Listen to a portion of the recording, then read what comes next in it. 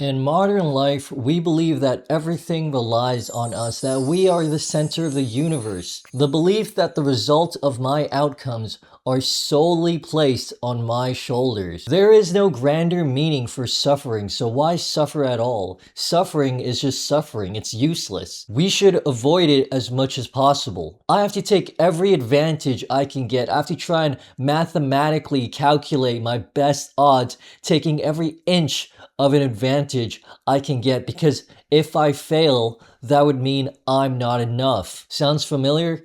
Today, I'm going to explain why extreme accountability is not only nihilistic, but also narrow-minded. Almost everyone today believes in accountability. It's a trait of the modern world.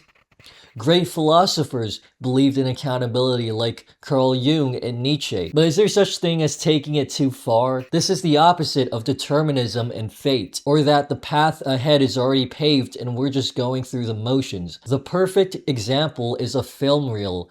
Looking at a film reel, if all of time was a film reel, looking at it from a third-person perspective, determinists would say that the film reel is already completed. The future already exists, the past exists, and the present exists. We're just living in one point of that film reel moving forward. As an observer, we can zoom into any life on that film reel: a peasant from medieval England, a cowboy on the American frontier, clavicular getting his dick sucked on stream. To break it down, everything was meant to be, and time flows naturally. Everything is correlated. On the accountability end, they would say that the film reel's future has not been made yet. So the only point that exists is the present. Everything that happens in the present makes everything ahead of it. So in a fate lens, whereas MLK was always meant to experience segregation so that he could grow up and become the leader he became and united America to end segregation, that's just to say, in this belief,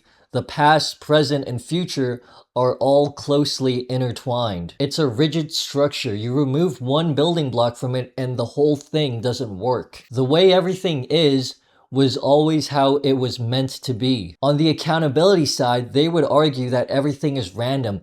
Everything that has happened out of pure chance. The figures and leaders that changed the world weren't some sort of prophesized hero, but instead it was just a random occurrence. So that's determinism versus accountability. And the main reason people like accountability is that if they believed in determinism, why would they do anything? If the future is already written and I'm destined to be somewhere, why should I try at all? Now, this is actually the dumbest no perspective take I've ever heard, because how do you know where you'll be?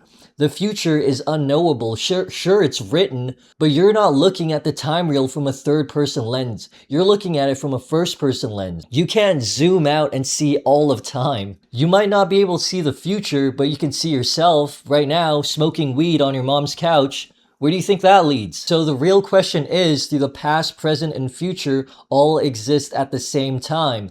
AKA, are they all equal? And a better question to that is time itself subjective? Meaning, do we all experience time differently in our heads? And coincidentally, our old friend Einstein already answered this question. And he said, time is an illusion. We all experience time differently in our heads. And I'm not going to go through the whole thing because it's a whole thing on quantum physics, motion, gravity, and whatnot. And I'm just a 2.1 GPA high school dropout conspiracy. But let me ask you a question. Pretend you're in a life and death duel and you're dueling some knights and you're both like swinging swords at each other. Wouldn't you experience that way slower than somebody who is working at his 9 to 5 just trying to get his shift over with? I mean, you could probably see every millisecond of the sword coming at you as compared to the person just droning, being a goy cattle bot at his job. And this is an important question because it proves that time is sort of an illusion. While one person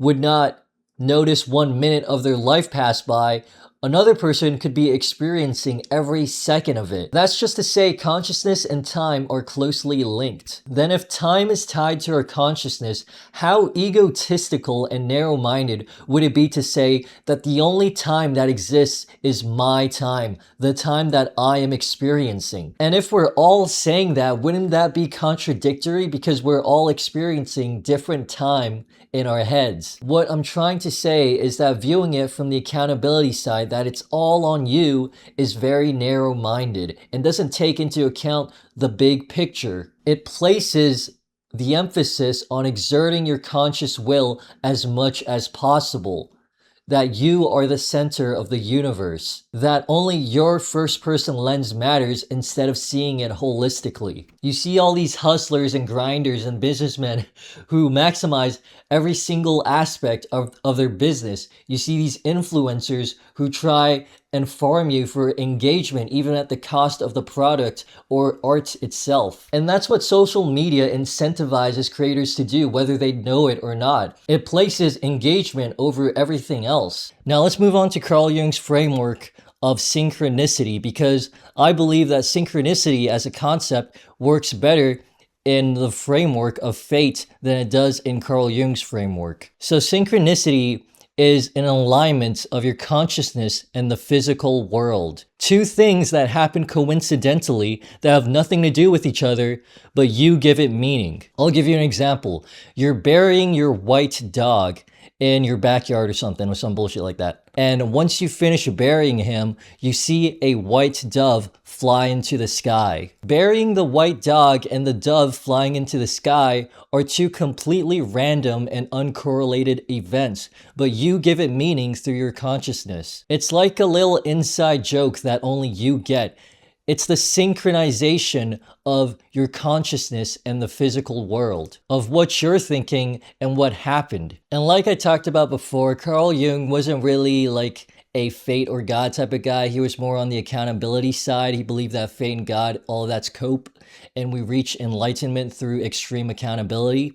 And that shines through in his concept of synchronicity. He's jumping through all of these hoops just to say that fate exists. There is a divine plan. It's much more simpler if you just say it's an inside joke between you and God, that you are right on time, that everything is going according to plan. And if you look at it through Carl Jung's lens, it's pretty much useless. Sure, you can identify when you're having a synchronization moment, but you can't really use it. You can't use it to write a grander story of what's happening. You can't attach meaning to it. So would you rather believe in a world that has no meaning or a world that has higher meaning and purpose? This is, of course, nihilism versus spiritualism. In a spiritual lens, a good metaphor for this is a landmark on your long journey. When you see that landmark, you get a kind of a strange feeling, but a relieving one. A sight of familiarity that you were meant to come here and see this landmark. That's what synchronization is. Next week, I'm going to do a really dumbed down version of Dante's Seven Circles of Hell and Divine Comedy, because I think philosophy is not only for the bitch, but instead for everyone, especially the Goyim. And the more people know about it, the more it will restore our morals of what's right and what's wrong, and what really matters. It will create a better society that's filled with wisdom and love instead of whatever the fuck we have now.